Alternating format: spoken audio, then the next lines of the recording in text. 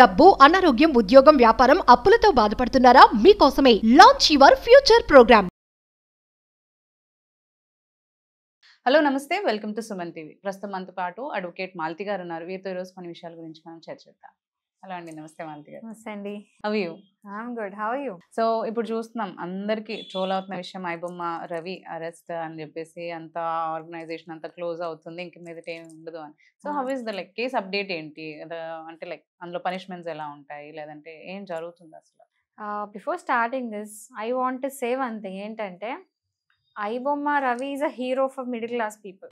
అంటే నేను చూస్తూ ఉన్నాను, పీపుల్ రివ్యూస్ చూస్తున్నాను, పబ్లిక్ వచ్చి మాట్లాడడం చూస్తున్నాను. ఇష్టం అంటే ఎవరి ఒపీనియన్స్ చెప్తా ఉన్నారు.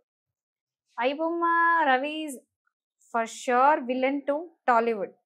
నాట్ ఓన్లీ టాలీవుడ్ అండి, అంటే యాక్చువల్లీ ఇప్పుడు రిలీజ్ అయిన వెంటనే వేయడం తప్పు కదా. ఇప్పుడు ఓటీటీస్లో వస్తున్నాయి, అది కొంచెం సర్టెన్ టైం ఇచ్చి, బికాజ్ ప్రొడక్ట్ వాళ్ళు అంత మనీ పెట్టి వాళ్ళు చేస్తున్నారు, ఎంత కష్టం ఉంటుంది అనేది ఉంటుంది.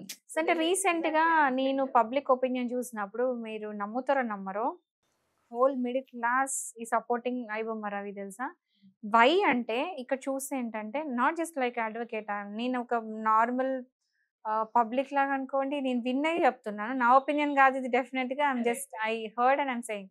వాళ్ళు ఏం చెప్తున్నారు అంటే, ఒక మూవీకి వెళ్ళాలి అంటే లిటరల్లీ ఒక మిడిల్ క్లాస్ అఫోర్డ్ చేయలేని సిచ్యువేషన్కి వచ్చారు. మాకు సినిమాలు చూడాలని ఉంటుంది, ఆబ్వియస్లీ ఎవరికైనా సినిమాలు చూడాలని ఉంటుంది. ఎందుకంటే అది మనకి ఏమంటారు, ఇయర్స్ నుండి వచ్చే ఒక సాంప్రదాయం, what ever it is, that is only thing. అంటే ఒక రిక్రియేషన్, మనకి మూవీస్ పిచ్చి ఉంటుంది. టీఎఫ్ఐ అంటే ఫ్యాన్స్ అందరూ మూవీ చూడాలని అనిపిస్తుంది. కానీ మూవీ చూద్దామంటే ఒక్కసారి థియేటర్ పోయినాము అంటే 1000 రూపాయలు, ఒక పర్సన్కి 1000 రూపాయలు మినిమం. అండ్ ఏమైనా కొత్త మూవీస్ రిలీజ్ అయితే ఈ మధ్యలో గమనిస్తున్నారా, 250 టికెట్ కాస్త 500 అయిపోతుంది. రేట్లు ఎందుకు పెంచాలి సడన్ గా? దీని మీద ఎందుకు కంట్రోల్ చేయట్లేదు మరి? ఇప్పుడు ఇంతగానం వచ్చి మాట్లాడుతున్నారు అందరూ, టాలీవుడ్ మొత్తం వచ్చి అగేన్స్ట్ ఉంది, మొత్తం ఇలా ఇలా అవుతుంది అని చెప్తున్నారు.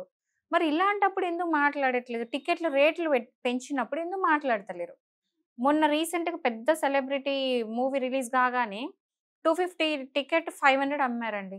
సడన్గా డబుల్ రేట్ ఎందుకు అమ్మాలి? సో ఇలాంటి సందర్భంలో ఇంకోటి, థియేటర్స్కి వెళ్ళి కూర్చోగానే, ఇప్పుడు బై ఛాన్స్ ఫ్యామిలీతో వెళ్ళారు, ఖచ్చితంగా మధ్యలో స్నాకింగ్ అవసరం. ఒక పాప్కార్న్ 500, ఒక కూల్ డ్రింక్ 350 రూపీస్. అవాయిడ్ చేయలేము అవన్నీ కొనాలి అంటే. ఒక మూవీ, ఒక ట్రిప్, ఒక మూవీ వెళ్ళి వచ్చినామంటే లిటరలీ ఒక పర్సన్కి 1000 to 1200. సో దానికంటే నేను ఇంట్లో కూర్చుని ఐబొమ్మలో చూస్తా, నాకు అదే బెటర్. ఈ రేట్లు మీరు కంట్రోల్ పెట్టినప్పుడు మాకు ఐబొమ్మనే హ్యాపీ, చేసిన తప్పేంటి అని రకరకాల ఒపీనియన్స్ చెప్తూ ఉన్నారు. నాకు కొంచెం కన్విన్స్ అయ్యా నేను కూడా యాక్చువల్లీ. సో లీగాలిటీ పార్ట్కి వస్తే ఏంటంటే, పైరసీ చేసింది కాబట్టి దానికి ఐటీ యాక్ట్ వస్తుంది. So cyber crime it is. ఎందుకంటే మొత్తం దాన్ని దొంగతనం చేసి showing the movies through is iBomma కాబట్టి, అంతమంది లక్షలు కోట్లు పెట్టి సినిమాలు తీస్తే వాళ్ళందరిది లాసెస్ వచ్చినాయి. బట్ నాకైతే ఇక్కడ లాస్ అనిపించలేదు. ఎందుకంటే ఒక మూవీ రిలీజ్ కాగానే 100 కోట్లు లాభం. రాజమౌళి మూవీ రిలీజ్ కాగానే 100 కోట్లు, 100 కోట్లు. బట్ అది కూడా ఇంకా ఈ చూసే వాళ్ళు కూడా ఇంకా అఫోర్డ్ చేయగలిగితే, అంటే దేర్ ఆర్ సమ్, నేను ఆగ్యూ అని కాదు, there are some certain theatres who are giving like, అంటే ఓన్లీ మల్టీప్లెక్సెస్ కాకుండా కొన్ని ఉన్నాయి కదా మనకి. 250 లోపల అయితే నేను చూడలేదు ఎప్పుడు. Okay 250 reasonable, 250 rupees, because 200, 175, 170 that is reasonable. But sudden గా ఏదైనా మంచి పెద్ద హీరో రిలీజ్ కాగానే సినిమా సడన్ గా కాస్ట్ పెంచేస్తున్నారు. సో ఫర్ నౌ ఏంటంటే లీగల్గా మాట్లాడదాం. సీరియస్ నోట్ ఏంటంటే, పర్సన్ని రిమాండ్లో పెట్టినారు. సో బెయిల్ కోసం ట్రై చేస్తున్నారని చెప్తున్నారు. So there is lot of public support. But courts ఏంటంటే they will stick to the legality, లీగల్గానే చూస్తారు. సో బెయిల్ ఇవ్వడం అనే పార్ట్ చూస్తే ఏంటంటే, ఆయన పట్టుబడ్డప్పుడు 300, ఆల్మోస్ట్ 300 కోట్ల అసెట్స్ ఉన్నాయంట. ఆయన పట్టుబడ్డప్పుడు 3 crores అని పట్టుబడ్డాడు, విత్ హార్డ్ డిస్క్ అన్నీ కూడా దొరికిపోయాయి. సో స్ట్రాంగ్ ఎవిడెన్స్ ఉంది అగేన్స్ట్ హిమ్.